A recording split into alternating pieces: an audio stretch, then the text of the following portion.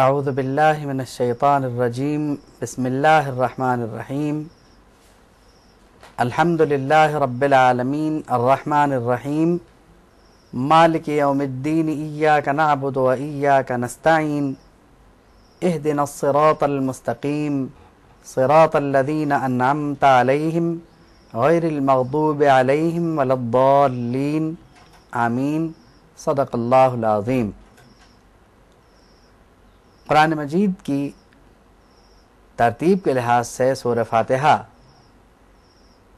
سب سے پہلے آتی ہے، اور سورہ فاتحہ میں اللہ رب العالمین کی تعریف و توصیف کے بعد دعا کا سلیقہ سکھایا گیا، اور دعا کا وہ سلیقہ اظہار بندگی کے بعد سکھایا گیا، بلکہ وہ اظہار بندگی بھی کچھ اس لحاظ سے ہے، ایاک نعبد و ایاک نستعین، اے اللہ ہم تیری ہی عبادت کریں اور تجھ ہی سے مدد چاہیں۔ اس لحاظ سے یہ جو ترجمہ ہے یہ دعائیہ ہے،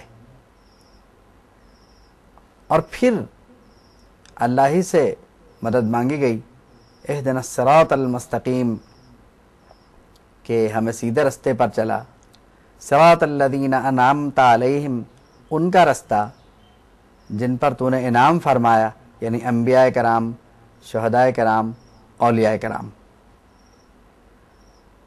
غیر المغضوب علیہم ولا الضالین، اور نہ ان لوگوں کا رستہ جن پر تیرا غضب نازل ہوا، اور نہ ہی گمراہوں کا راستہ، یعنی ان دونوں کے راستے سے ہمیں محفوظ فرما، آمین۔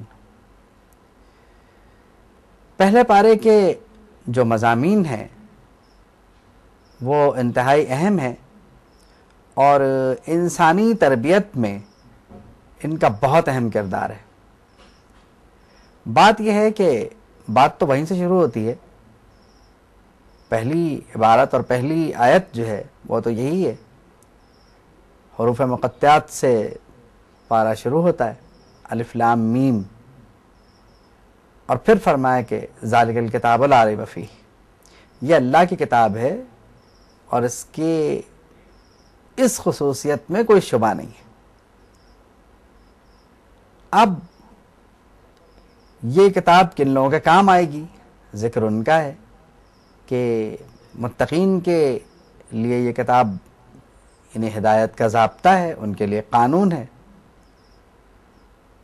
متقین وہ ہیں جو غیب پر ایمان رکھتے ہیں، نماز پڑھتے ہیں، اور اللہ کے دیے میں سے خرچ کرتے ہیں۔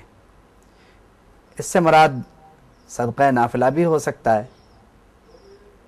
اور فرض زکوٰۃ کے لیے بہرحال باقاعدہ طور پر لفظ زکوٰۃ کا استعمال ہوا، اس لیے ایسا لگتا ہے کہ یہاں پر وَمِمَّا رَزَقْنَاهُمْ يُنْفِقُونَ اس سے مراد صدقہ نافلہ ہے، لیکن بہرحال زکوٰۃ بھی ہو سکتی ہے۔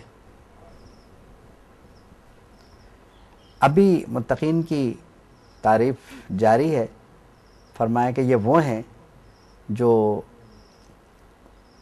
قرآن مجید پر بھی ایمان رکھتے ہیں، اس سے پہلے جو کچھ نازل ہوا اس پہ بھی ایمان رکھتے ہیں، اور آخرت پہ بھی ان کا یقین ہے کہ آخرت ہے۔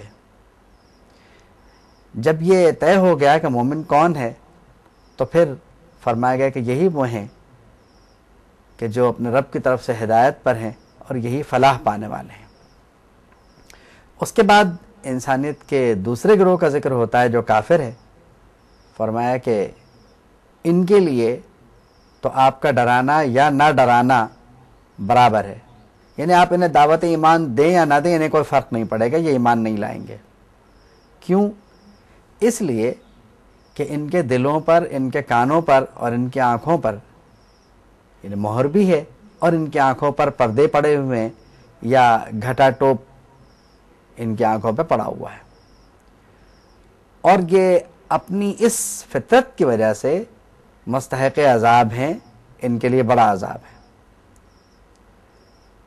اس کے بعد ایک اور گروہ جو منافق ہے اور بہت ہی خطرناک گروہ ہے، اس کا ذکر ہوا کہ منافق اس لیے خطرناک ہے کہ ان کا دعویٰ اصل میں ایمان کا ہوتا ہے، لیکن دراصل وہ اہل ایمان کو نقصان پہنچا رہے ہوتے ہیں.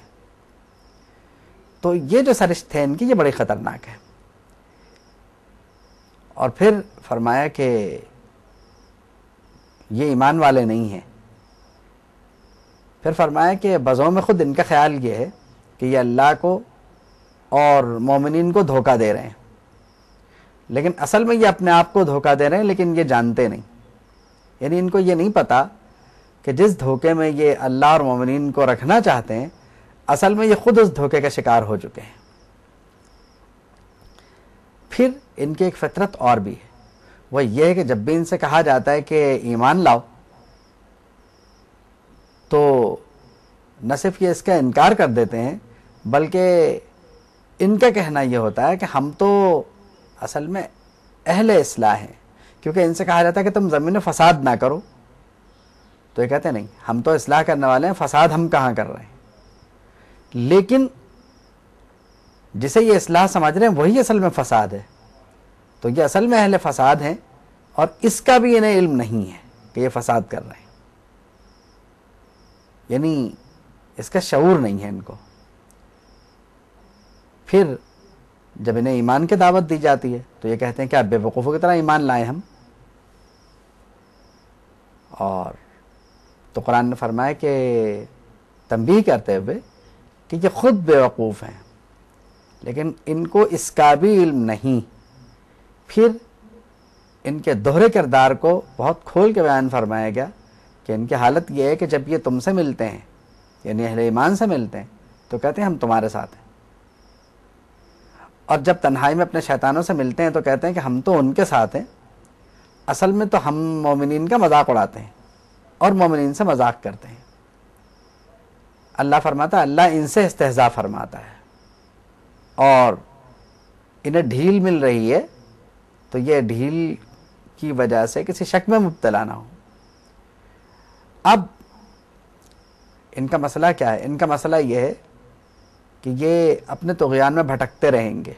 پھر منافقین کے بارے میں مومنین کو اطلاع یہ دی گئی کہ اصل میں یہ وہ لوگ ہیں جنہوں نے ہدایت کے بدلے گمراہی کو خرید لیا ہے، اور یہ سودا ان کے لیے فائدہ مند نہیں ہے، اور نہ ہی یہ ہدایت پر ہیں.